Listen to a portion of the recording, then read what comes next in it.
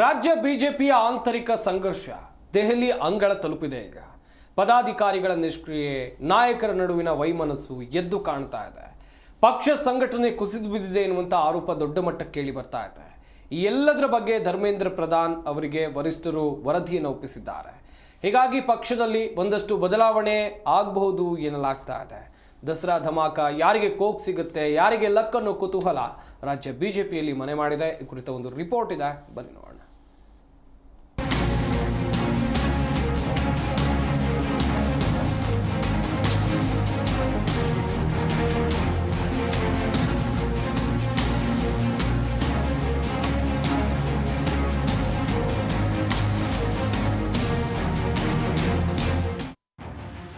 ಸಂಘಟನೆ ಮಾಡುವವರಿಗೆ ಅವಕಾಶ ನೀಡಲು ಚಿಂತನೆ.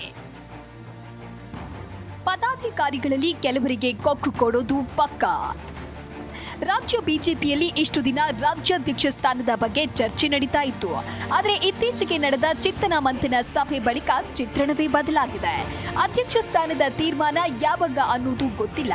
ಆದರೆ ಪದಾಧಿಕಾರಿಗಳ ನಿರ್ಲಕ್ಷ್ಯತನಕ್ಕೆ ಮದ್ದೆರೆಯಲು ಪಕ್ಷ ಮುಂದಾಗಿದೆ. ಬಹಳಷ್ಟು ಪದಾಧಿಕಾರಿಗಳು ನಾಮಕಾವಸ್ಥೆಗೆ ಕೆಲಸ ಮಾಡ್ತಾ ಇದ್ದಾರೆ. ಮುತುವರ್ಜಿಯಿಂದ ಕೆಲಸ ಮಾಡ್ತಾ ಇಲ್ಲ. ಸೂಚನೆಗೆ ಕಾಯುವಂತವರಿಂದ ಪಕ್ಷ ಕಟ್ಟಲು ಸಾಧ್ಯವಿಲ್ಲ. ಅಂತವರನ್ನ ಬದಿಗೊತ್ತಿ ಉತ್ಸಾಹದಿಂದ ಕೆಲಸ ಮಾಡುವವರ ನೇಮಕ ಮಾಡೋದಕ್ಕೆ ಹೈಕಮಾಂಡ್ ಮುಂದಾಗಿದೆ.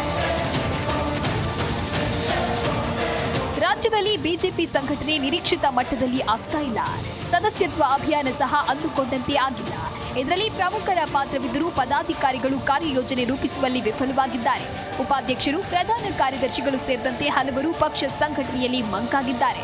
ದಿನನಿತ್ಯ ಸಂಘಟನೆಯಲ್ಲಿ ತೊಡಗುತ್ತಿಲ್ಲ. ಕಾರ್ಯಕರ್ತರನ್ನ ಹುರಿದುಂಬಿಸುವ ಕೆಲಸ ಆಗ್ತಾ ಇಲ್ಲ. ಕಾರ್ಯಕರ್ತರೇ ಬೇಸರಗೊಳ್ಳುವ ಮಟ್ಟಕ್ಕೆ ಜವಾಬ್ದಾರಿಯುತ ಸ್ಥಾನದಲ್ಲಿರುವವರು ಮೈಮರೆತರೆ ಹೇಗೆ ಎಂಬ ಪ್ರಶ್ನೆ ಮೂಡಿದೆ. ಹೀಗಾಗಿ ಒಂದಷ್ಟು ಬದಲಾವಣೆ ಅನಿವಾರ್ಯ ಎನ್ನುವ ತೀರ್ಮಾನಕ್ಕೆ ಹೈಕಮಾಂಡ್ ಬಂದಿದೆ ಎನ್ನಲಾಗಿದೆ.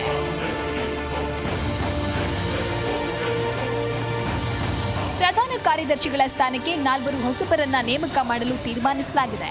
ಮಹಿಳೆಗೂ ಒಂದು ಸ್ಥಾನ ನೀಡಬೇಕು ಎಂದು ನಿರ್ಧಾರ ಮಾಡಲಾಗಿದೆ. ಸದ್ಯ ಇರುವ ಪದಾಧಿಕಾರಿಗಳಲ್ಲಿ ಸಕ್ರಿಯವಾಗಿರುವವರನ್ನ ಮುಂದುವರೆಸಿ ಉಳಿದವರಿಗೆ ಕೊಕ್ ನೀಡಲು ಪಕ್ಷ ತೀರ್ಮಾನಿಸಿದೆ. ದಸರಾ ಮುಗಿತಾ ಇದ್ದಂತೆ ಈ ಕೆಲಸ ಮಾಡಲು ಹೈಕಮಾಂಡ್ ಮುಂದಾಗಿದೆ. ಯಾರಿಗೆ ದಸರಾ ಗಿಫ್ಟ್ ಸಿಗುತ್ತೆ, ಯಾರಿಗೆ ಶಾಕ್ ಆಗಲಿದೆ ಅಂತ ಪಕ್ಷದ ಪ್ರಮುಖರು ಕಾತುರದಿಂದ ಕಾದು ನೋಡ್ತಾ ಇದ್ದಾರೆ. ಜನಾರ್ದನ್ ಹೆಬ್ಬಾರ್, ಜೀ ಕನ್ನಡ ನ್ಯೂಸ್, ಬೆಂಗಳೂರು.